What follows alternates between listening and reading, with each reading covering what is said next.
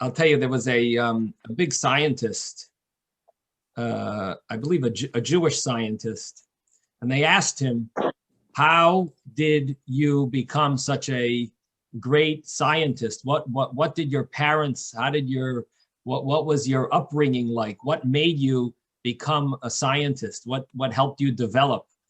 And he said, well, all of my friends, when they would come home, their mothers would ask them, what did you learn today in school? But when I would come home, my mother would ask me, did you ask a good question? She didn't care what I learned. She didn't care if I learned anything in school. She just wanted to make sure I asked some good questions. And that's how I became a scientist. So anyway, it's all about asking a good question and trying to understand things deeper. That's really, the greatness of learning is to dig deeper and try to understand things more in depth. It's a good mushal. But a good question really helps you develop. The truth is, the Gemara says, "Umi talmidai yoser mikulam," that you can learn. That there was a rabbi. He said, "I learned a lot from my teachers. I learned more from my colleagues, and from my students, I learned more than all of them." The reason is because when the students ask questions, it makes the teacher think deeper and figure out, be able to understand the source more clear, the original thought.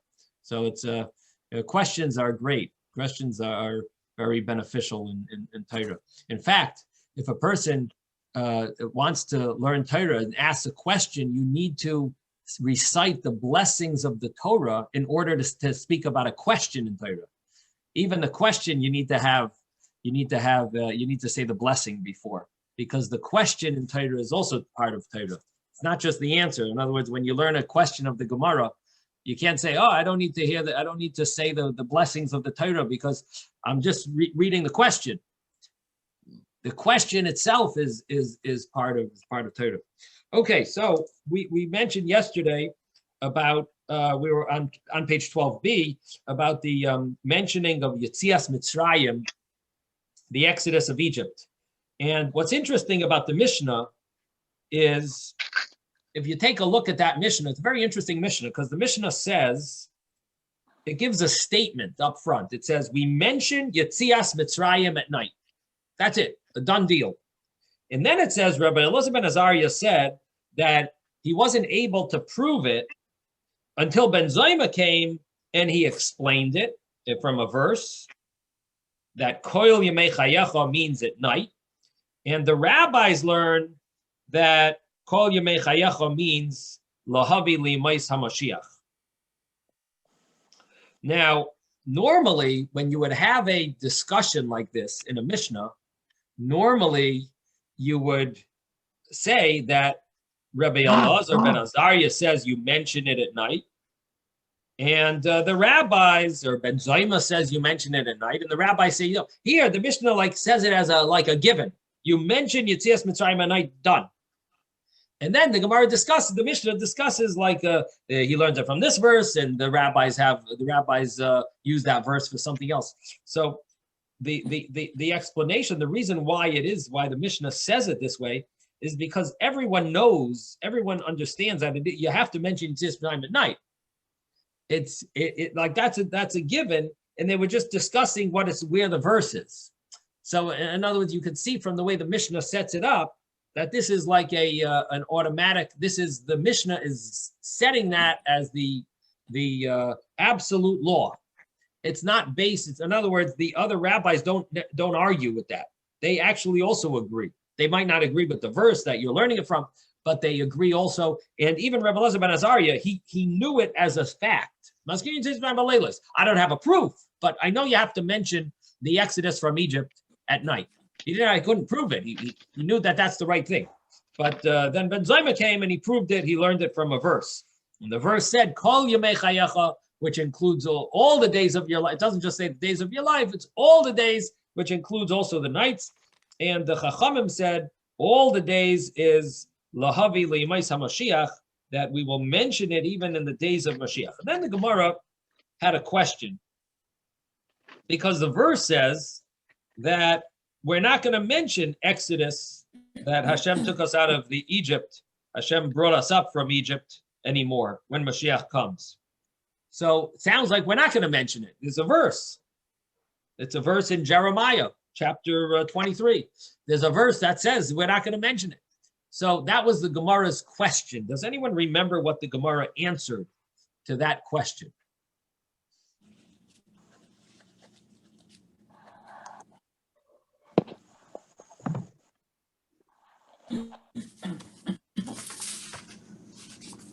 The reason is because that in comparison, the exodus from Egypt will be secondary, and while the primary redemption is primary. Thank you. So what the verse means is not that it won't be mentioned at all. It will be considered secondary, and the main miracles that we will talk about is the miracle of being freed from our exile, having redemption from the exile that we're in. And that's what's going to be the main topic of our mentioning. And as a secondary, we will mention the Exodus from Egypt. So that's not a contradiction now to our Mishnah, because our Mishnah was saying, the rabbi said, Lahavi Limais HaMashiach. The Mishnah is not saying that it's going to be the main mention, but we are going to mention it, even when Mashiach comes. Now, the Gemara then gave an example, and it said, look at the story of calling Yaakov Yisrael, where we say a similar idea that Yaakov is not totally uprooted, his name is not totally removed, because we find that Hashem calls him Yaakov even afterwards, even after he changes his name to Yisrael, he uses the term Yaakov, chapter 46 in Brochos. So we see that it's a similar idea that Yaakov is more secondary. The name Yaakov, it's not that it's totally removed, but it's secondary. Now, and then we have this verse from Isaiah. So that's where we are up to on page 13a, line 2. V'chein hu omer. And similarly, it says, there's a verse in Isaiah, Al tizkeru rishonos. Don't remember the early things. V'kadmainiyos al tisbainenu. And don't dwell upon, don't meditate upon the original things, the early things. So there's one group of early things that we're not supposed to mention, and then there's another group of original things that we're not supposed to meditate upon. What does this mean? Al tizkeru rishonos, don't remember the early things. Zesh shibud malchiyos. This is referring to the different kingdoms that we were subject to. So, for example, the fact that we were exiled by Babylon, and we were redeemed from there, and we had the second temple. The fact that we were subjugated to the Greeks and the Madai, Parasu Madai, the Medians. We were these were, and we were redeemed. These are things we're not going to mention at all. We're not going to remember. That's the Shibud Malchios, the subjugation of those kingdoms. We're not going to mention. But the original ones we should not meditate upon. Zu Yetzias Mitzrayim. This refers to Egypt, meaning that with regard to the Exodus from Egypt, we're going to mention it. This is going to be secondary. We're not going to put our main focus on it. It's going to be mentioned. We're going to be thankful to Hashem, but we're not going to. We're not going to dwell. We're not going to dwell on it, because the miracles of later are going to be much greater.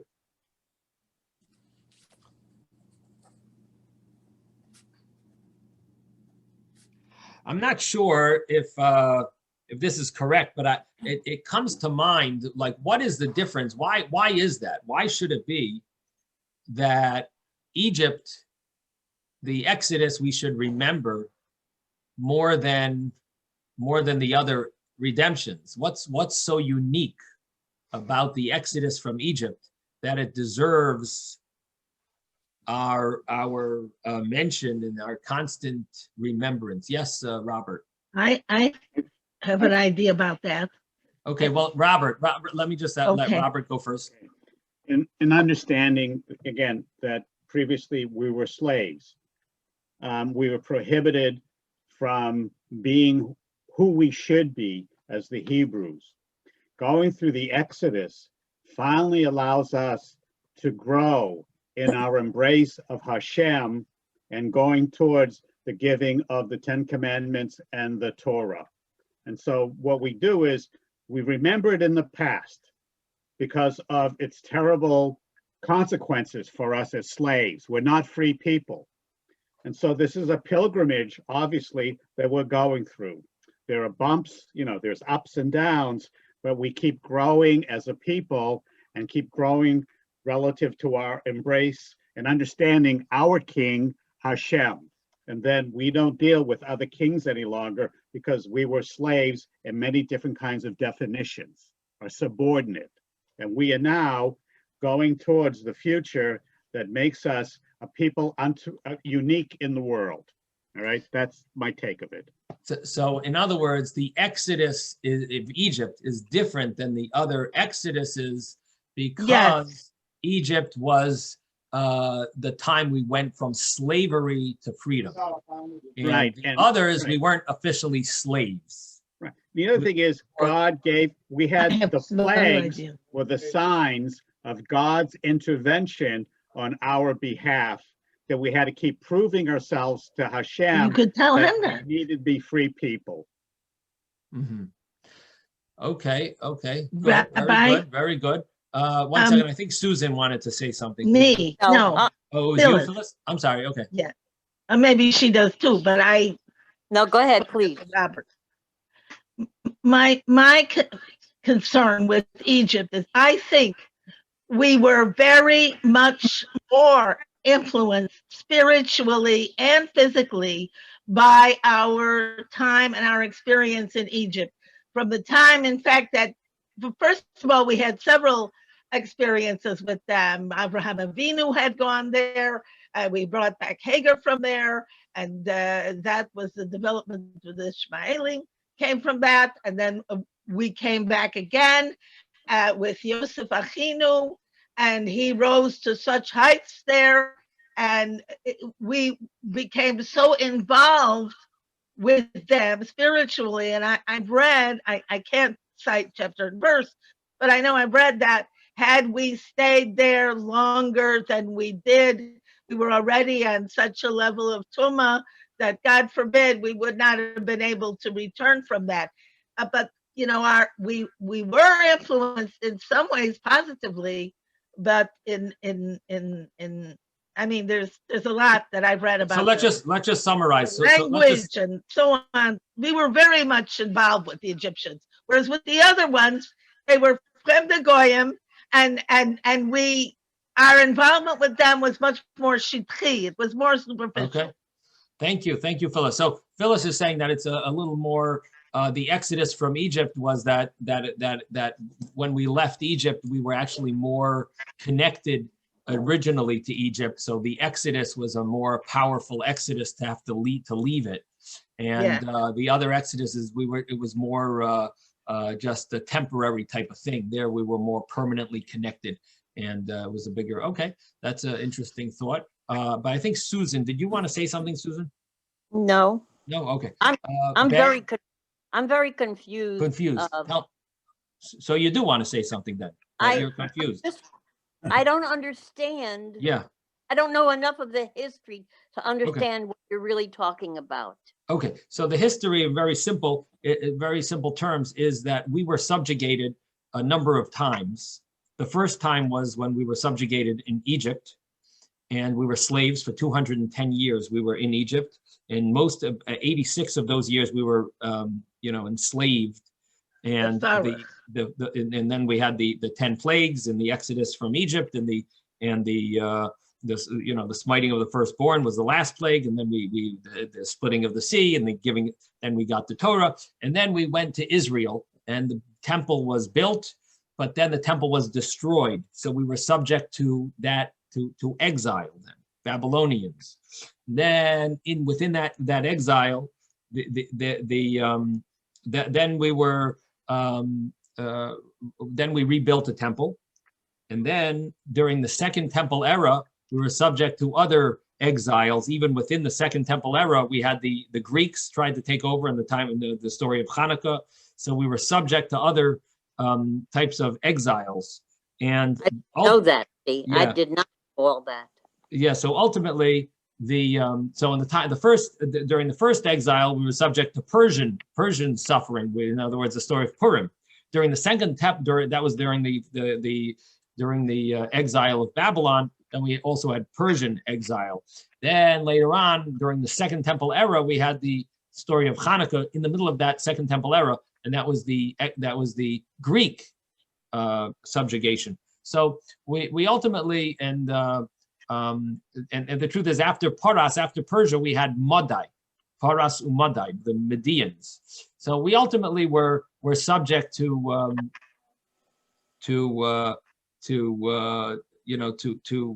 four different exiles.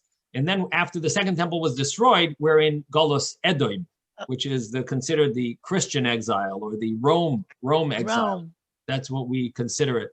And basically, the question is, the Gemara, the Mishnah said something interesting, that we will always remember the Exodus from Egypt. We will always mention that, but we're not going to always mention the miracles of when we left the other. We're not going to make a big deal. Were we more connected to the Egyptians? I didn't say that we were more connected to the Egyptians. I just said that we are always going to be thanking Hashem for redeeming us from Egypt. We're always going to be thanking Hashem for that. Even in the future, when we are so thankful that we got over the exile that we're in now, and that's going to be a major part of our praise, that Hashem saved us from the war of Gog and Magog, from whatever is going to be in this exile that we're in the midst of. We're going to be thankful to Hashem for redeeming us, but we're always going to remember the Exodus from Egypt, but we're not going to remember the other exiles and the other redemptions. And so I was just mentioning, like, what is the reason we should really think about that? And we don't have that much time. So I think that summarizes it for you pretty well in 3 minutes. I have a comment to make, Rabbi. Yes. Ben. I wanted to say, in Egypt, the main target for the Jews was to get out of slavery. Right. And world God, that's fine. But they didn't talk about Israel or anything else. That wasn't in their mind. Okay. Here now, in all the other cases, Bavel and so forth, they were yearning to go back to Israel and work Hashem in Israel. Uh-huh. So you sound like an anti-Zionist. No, I'm not. But I'm just saying, that just sounds like, I'm not saying anything. I was a Zionist. I was born a Zionist, and I will stay a Zionist. Oh, okay. But you're saying that we're going to mention the Exodus from Egypt. We remember that only because they weren't thinking about Israel, is what you're saying. Again, I'm not sure if I agree with that. Right. But why shouldn't we mention the other? God. They were crying to God, take us out of the slavery. Okay. So that's more important. Slavery part. Israel. In other words, Israel is a bonus. Yeah, Slavery is something we need to get out of. That's what your point is. Israel is like a bonus, a cherry on top, and therefore we're not going to mention that. But the Exodus from Egypt is about slavery. Is that your main point? Right. Okay. Good. Okay, that's an interesting point. I like that. Okay, I take back what I said then. It's like the formative time of damnation. Right, a formative connect time. With what that so yeah, it is mentioned in Sfarim that the Egypt was, the Exodus from Egypt changed us internally to be people that are free people, and I think that I'll be there maybe in a minute, Sammy. Is the major, and I think Robert mentioned, everyone sort of touched on it, but I think Robert was really mentioning this, and this is an idea mentioned in the Maharal, that the Jewish people, when we left Egypt, God put in us a whole new entity of people that are free. We had the name, we're called free people. No matter anyone who subjugates us in the future, we are still essentially free people. We are Hashem's people, and our soul is free to serve Hashem. Yeah. Nothing will really be fully subject, nothing will really subjugate us, and no matter what our physical situation is, but spiritually, we are free people. And that is something that Egypt, maybe that's an idea that, Ben sort of touched upon this as well. That's sort of what Ben was saying. Everyone was really saying a similar idea. I think that, and that's the idea that we were slaves, but now we became essentially free. It's not just being free from the physical slavery, but we're free in our innards. Our innards are free people. Maybe it's just a thought. Again, I didn't see this in the commentary specifically on this Gemara, so we're just trying to give understanding of maybe connecting some of the ideas of Pesach to here and why this is so. But now you also have stuff to talk about at your Seder, so it gives you a little room for conversation. Now you learn the Gemaras here, so it's interesting because the other Gemara Rabbi Dalfin was mentioning is a Gemara that we learned about the sword with two edges, the double-edged sword. That was a Gemara. It's nice to connect things, and now we see Tanya's explanation to that Gemara about killing the gufais hachitzonim, the negative entities. Yes, Robert. I just, I harken back to when in Yom Kippur, when we say, if I forget thee, O Israel, may my right arm wither. Right. So clearly, Zion has always been a part of who we are, our homeland. And so I don't know how old that prayer is, but it's got to be eternal because we're approaching home. And if, and what's the worst thing is your right hand theoretically is your strength, your right arm, right? And you raise it to God or whomever to pledge. So clearly, once we don't understand that, or we negate that relationship, then we're not worthy of being free and going back to our ancestral home, which is Zion, which has to be defined what the borders are. Contemporarily, they called it Palestina, all right? But we know it was Judea and Samaria where we emanated as a people. Okay, yeah. That's a great. It's a great psalm, a powerful psalm. Meshkachech Yerushalayim Tishkach Yamini. It's quite a statement. Quite a statement. Yes. So we're going to continue. Smith, I just want to say that my name is Zion too. So I was born a Zionist.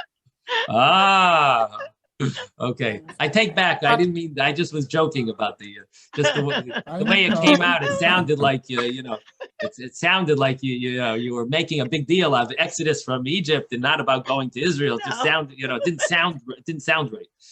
Okay. So anyway, the Gemara continues and it says,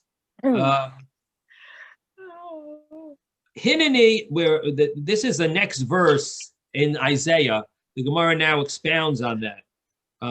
So again, the verse that we explained was that when it says Al Tizkuru Rishonais, that's Zeshubad Malchios, that's about the other nations that we will not remember them when Mashiach comes. We're not going to remember the earlier salvations. But Kadmonius Al Tisbainanu, we're not going to dwell upon the original Exodus, the original miracle. We're not going to dwell on it. That's the Exodus from Egypt that will mention it. But the miracles that are going to happen afterwards, when we get out of this exile that we're in now, all the suffering that we go through now, that we're going to get rid of, we're going to get, the world is going to be a perfect, a great world of only revealed good. So we're going to be so happy of all those miracles that Hashem is going to do for us that we will not make a big deal out of the Exodus from Egypt. Now the Gemara brings the next verse and it says, "Hineni yosech hadosha ato yitzmach." Behold, I am making something new, and now it will blossom, it'll grow. Tani Rav Yosef zu melchemes Gog u'Magog. This is the war that's called the War of Gog u'Magog. That means the new war. We will be thankful of Hashem for saving us, for saving Israel, because it says Gog, who comes from Magog, is going to just want to destroy Israel. They're going to get all these nations together to go and fight Israel, and we will be so thankful to Hashem. Hashem is going to make this new miracles and that's referring to the war of Gog and Magog and how Hashem is going to save the Jewish people and the Jewish land. So that's the next verse there, emphasizing the greatness of the days of when Mashiach will come. Okay, we're going to stop here. Look forward to seeing you later today or tomorrow. Have a wonderful day.